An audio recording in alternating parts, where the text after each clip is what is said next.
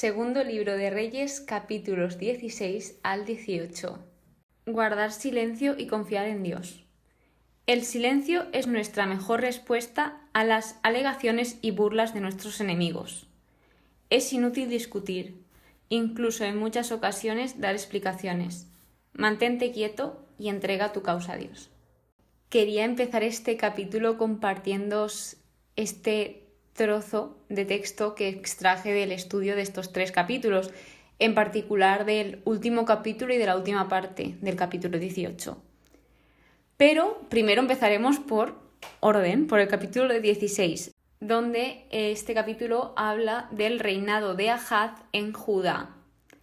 Este fue un rey que no hizo lo que le agrada a Dios y encima, en el versículo 3, nos indica que siguió los pasos de los reyes de Israel, incluso arrojó a su hijo a la pira de fuego. Por lo tanto, todo esto que se ve era horroroso a los ojos de Dios. Encima, Dios prohibía todas estas costumbres porque estas costumbres eran de otros dioses y obviamente no estaba nada bien.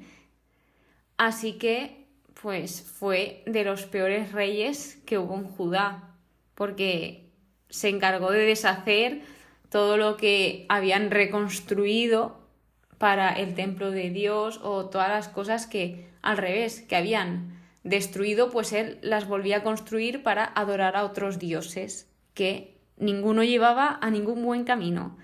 Pero bueno, pues a eso se dedicó este rey.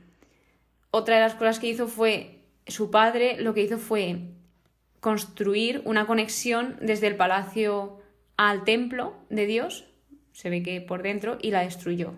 Y esto también como que simboliza, al destruir esto, que él también cortó así su relación con Dios. Por lo tanto, de lo que nos habla básicamente este capítulo es de su reinado, de todo lo que pasó, que incluso se rindió ante su enemigo e hizo cosas que no debía hacer, que le correspondían a otras personas. Por consiguiente, el capítulo 17 trata el reinado de Oseas en Israel. Este fue un rey que también hizo lo que Dios detesta, pero bueno, no lo hizo tan mal como los anteriores. Yo diría un rey light. Ni bien ni mal, sí que es verdad que más a mal que bien, pero bueno, algo rectificó. Entonces, así se describe. Por lo tanto, ¿qué contaros de Oseas? Pues este traicionaba al rey de Asiria, que se llamaba Salmanasar, y más tarde Salmanasar lo arrestó a Oseas y lo encadenó en prisión. Además, conquistó Samaria. Específicamente, durante 3 años la cercó. Bien, luego se abre como un apartado en este capítulo que indica reflexiones sobre la ruina de Israel. De modo que me he tomado tiempo de resumir todos estos versículos, de extraer estos versículos y pasarlos a una lista, a modo de resumen, para así compartirlo con vosotros. Así pues, la pregunta es, ¿por qué les sucedió esto a los israelitas? ¿Por qué estaban pasando por ese momento y por qué estaba tan mala la situación con ellos? Del versículo 12 al 13 vemos que Dios les advirtió de todo. Entonces, en manos de ellos estaban hacerle caso a Dios o no. Por lo tanto, voy a comentaros todo lo que hicieron. Bueno, y lo que no hicieron. Empiezo. Primero, no hicieron caso, mantuvieron rígida su cerviz, como sus padres. No confiaron en Dios, despreciaron sus leyes y la alianza. La alianza es el pacto que Dios hizo con el pueblo, como que rompieron esa promesa. Caminaron tras dioses que no eran nada y se volvieron nada.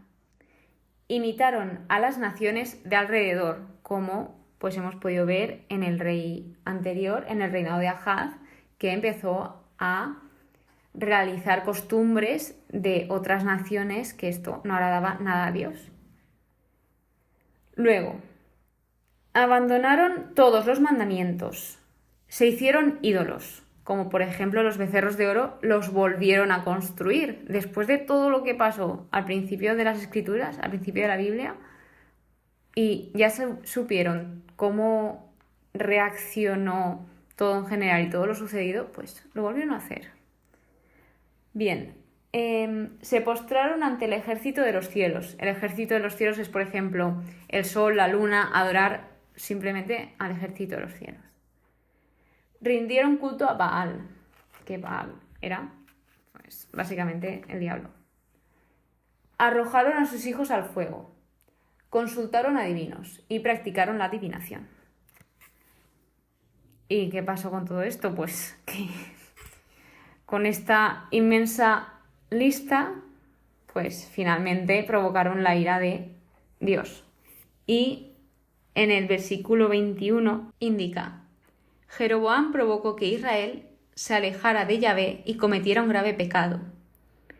Creo que no hay cosa más dura, es que no encuentro la palabra para explicaroslo, que incitar a alguien a pecar o alejar a alguien de Dios, que tú seas el culpable de eso, de alejar a alguien de Dios o que cometa un pecado. O sea, de verdad que no hay cosa más dura que eso. Y la última parte de este capítulo 17 es el origen de los samaritanos. Os voy a poner un poco en situación. La definición de samaritano, buscada en la RAE, Real Academia de la Lengua Española, es perteneciente o relativo a Samaria. O luego hay otra definición que dice que ayuda a otro desinteresadamente. Y bueno, para ampliar un poco más esta información, os comento que es una mezcla de creencias y prácticas judías y paganas. Dicho esto, os voy a comentar un poco que básicamente esto lo indica en la Biblia, tal cual, en este capítulo. En el versículo 25 indica que no conocían el culto a Dios. Además, se estaban dando cuenta de que no paraban de pasarles cosas malas. Entonces, eran muy listos y llegaron al punto de decir: quiero conocer a Dios y quiero saber cómo se adora a Dios, a Yahvé. Entonces pidieron ayuda y buscaron a personas que les pudiesen explicar pues cómo se hacía todo según la ley de Dios. Por lo tanto, a pesar de que se les enseñó, en el versículo 34 refleja que no rinden culto adecuadamente a Yahvé. Es decir, pues siguen haciendo lo que hacían antes, más lo de ahora de rendir culto, aunque aquí indica no adecuado, a Dios. Por lo tanto, se les vuelven a decir las cosas. En el versículo del 36 al 39 se les enseña la ley de Dios, pero siguen sin obedecer. O sea, ellos persistieron en sus antiguos ritos. Es algo que no me cuadra, porque si ellos pedían que se les enseñase, ¿por qué luego no hacen ni caso? Es que no lo entiendo, aunque creo que muchos sí que seguían adorando a sus dioses y a Yahvé. Por lo tanto, por eso en la definición indica que es una mezcla de creencias y prácticas judías y paganas, porque pues en este tiempo aquí eran judíos aún, porque estamos en el Antiguo Testamento, y a la vez realizaban prácticas paganas. Y por último, el capítulo 18, y diría, desde mi punto de vista, que es el mejor capítulo de los tres. ¿Por qué? Porque aquí entran Ezequías y el profeta Isaías, que aún no hemos leído sobre Isaías en este estudio, porque aún quedan muchísimos libros para llegar allí, pero yo creo, a no ser que, pues obviamente tengo que descubrir aún a muchos profetas de la Biblia, pero de momento mi favorito creo que es Isaías. De los que conozco, Isaías. Es que me encanta cómo escribe, cómo lee, porque sí que es verdad que he leído mucho Isaías. Pero bueno, vamos a centrarnos. El reinado de Ezequías, empieza así el capítulo 18 y pues indica en el versículo 3 que hizo lo que agrada a Yahvé exactamente como su antepasado David. Es decir, fue alguien que fue obediente y fiel a Dios, y esto se refleja en todos los versículos de este capítulo. De hecho, del versículo 5 al 7, que os recomiendo muchísimo que lo leáis, de aquí podemos extraer que confió en Dios, que no se apartó de él, guardó sus mandamientos y que tenía a Dios de su parte. Por lo tanto, tuvo éxito en todas sus empresas, tuvo éxito en todo lo que hizo. Y antes de continuar, me gustaría compartiros algo porque no lo había pensado. Ezequías era el hijo de Ahaz y Ahaz fue este rey que os he comentado en el capítulo 16, que lo hizo todo tan mal e hizo todo lo que no le gustaba a Dios. Por lo tanto, algo que no me planteé hasta que llegué al estudio bíblico es, ostras, ¿y cómo puede ser que su hijo Ezequías sea tan obediente a Dios y encima exactamente como su antepasado David? Esto, pues cuando usan esta comparación es porque literalmente había sido muy fiel a Dios. Entonces me di cuenta, y como aquí no lo indica, pues que también Ezequías estuvo muy influido por Isaías. Isaías seguramente estaría mucho tiempo con él y le enseñaría. Esto aún no lo hemos leído, yo por lo menos, así que es lo que he podido estudiar de estos capítulos. Pero bueno, ya lo iremos descubriendo poquito a poco. Después nos habla de la caída de Samaria, es como una repetición del capítulo 17 y básicamente es lo mismo, es repetirlo. Invasión de Sennacherib y por último la misión del copero mayor, que aquí este copero es como que le intentaba hacer a Ezequías desconfiar de Dios, porque de hecho en el versículo 20 este copero se extraña y dice: ¿pero en quién confías para haberte rebelado contra mí? O sea, se hacían esa pregunta de cómo puedes poner esa confianza en un dios, porque en esa época había como muchos dioses, pero esos dioses es lo que siempre digo para que se entienda. Dios con D mayúscula es Dios, el único Dios verdadero, todopoderoso, pero luego por debajo de Dios hay otros dioses que pues muchos realmente no son dioses, es todo lo contrario. Entonces, pues aquí lo ponían en duda y como veían que los otros dioses pues fallaban a sus adoradores, que es obviamente porque ellos no son todopoderosos, es normal que les pase eso, porque los otros dioses son dioses temporales y Dios es un Dios eterno, es un Dios que cumple sus promesas y pues es que es el Dios verdadero. Entonces, claro, pues aquí intentaban a través de todo lo que habían visto meter miedo y decir: es que esto no te va a salir bien, vas a acabar fatal porque tu Dios te abandonará como lo han hecho los otros dioses, tal. Bueno, pues así intentándolo hacer dudar. Además, luego el otro rey, el rey enemigo, dice, el rey de Asiria, para ser más concretos: que no se engañe Ezequías, pues no podrá libraros de mi mano. Que no se haga confiar en Dios, diciendo que Él os librará y que esta ciudad no caerá jamás en manos del rey de Asiria. Es decir, lo que también intentaba el otro rey es meterles miedo al pueblo, de que no hicieran caso a Ezequías porque ese Dios no les iba a salvar. O sea, todo mentira.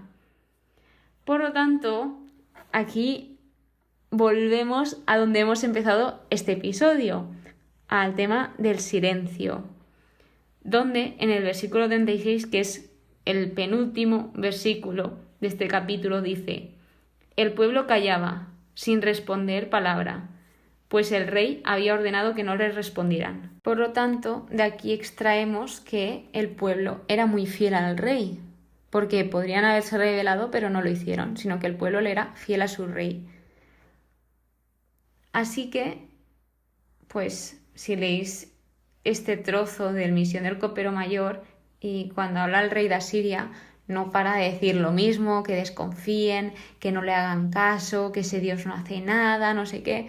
Y supongo que a muchos de los que me escuchéis os sonará familiar, porque hay personas así, ¿no?, que cuando se enteran que tú eres creyente o pues que eres practicante, que vas a la iglesia, que cómo luchas tus batallas, que pues rezando, orando, cuando haces obras buenas, pues todos van contra ti. ¿Por qué haces eso si eso no te va a servir de nada? Por ejemplo, a mí me dicen, ¿por qué te estás estudiando la Biblia si no te va a servir de nada?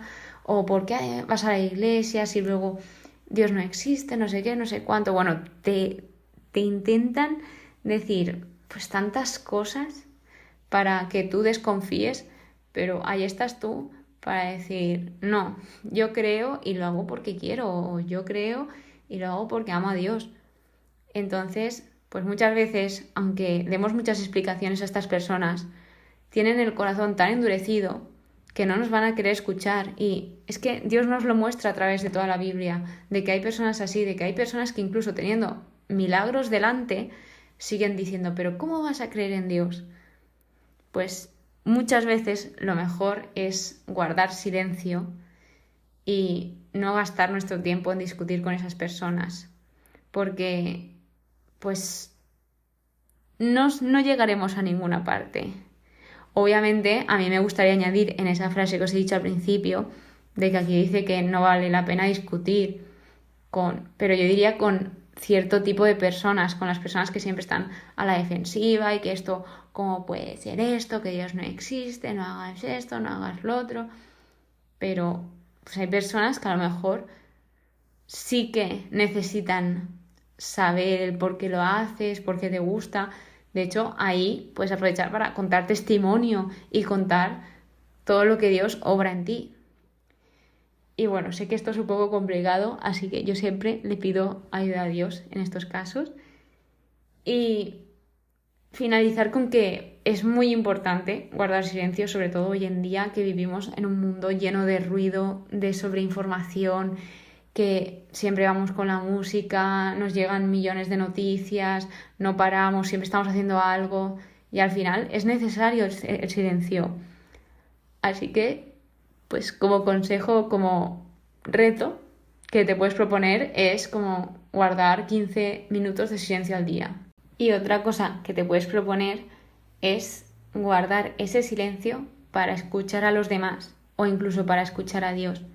Porque si nos centramos en el caso de Dios, Dios siempre te quiere hablar, pero a lo mejor tú eres el que no está dispuesto a escuchar, como también te puede pasar con muchas personas. Y con eso terminamos el episodio de hoy. Espero que os haya gustado, que os haya servido y muchísimas gracias por escucharme, de verdad, de todo corazón. Nos vemos en el siguiente episodio. Que tengáis muy buen día y que Dios os bendiga.